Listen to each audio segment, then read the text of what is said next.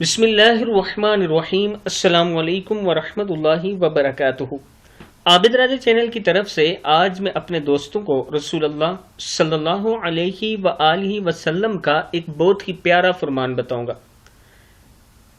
رسول اللہ صلی اللہ علیہ وسلم کا یہ عمل حضرت عائشہ نے بیان فرمایا ہے۔ حضرت عائشہ صدیقہ رضی اللہ تعالی عنہا فرماتی ہیں کہ رسول اللہ صلی اللہ علیہ وآلہ وسلم جب جنابت سے غسل کرتے تو اپنے دونوں ہاتھوں کو دھونے سے شروع فرماتے، پھر اپنے دائیں ہاتھ سے بائیں ہاتھ پر پانی ڈال کر اپنی شرمگاہ دھوتے، پھر وضو فرماتے نماز کی وضو کی طرح، پھر پانی لے کر اپنی انگلیوں کو بالوں کی جڑوں میں ڈالتے، یہاں تک کہ جب آپ صلی اللہ علیہ وآلہ وسلم دیکھتے کہ وہ صاف ہو گئے ہیں تو اپنے سر پر چلو سے پانی ڈالتے 3 چلو، پھر اپنے پورے جسم پر پانی ڈالتے، پھر اپنے دونوں پاؤں دھوتے۔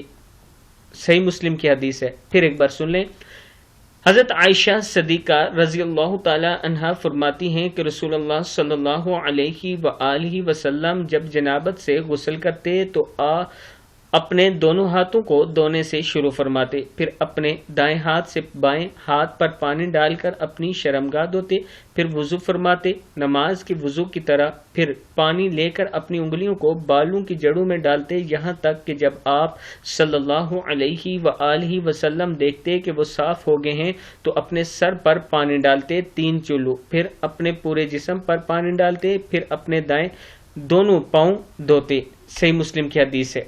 میں اپنے دوستوں سے گزارش کروں گا کہ اس ویڈیو کو آگے ضرور شیئر کریں اور اسی طرح آپ بھی غسل فرمایا کریں۔ السلام علیکم ورحمۃ اللہ وبرکاتہ۔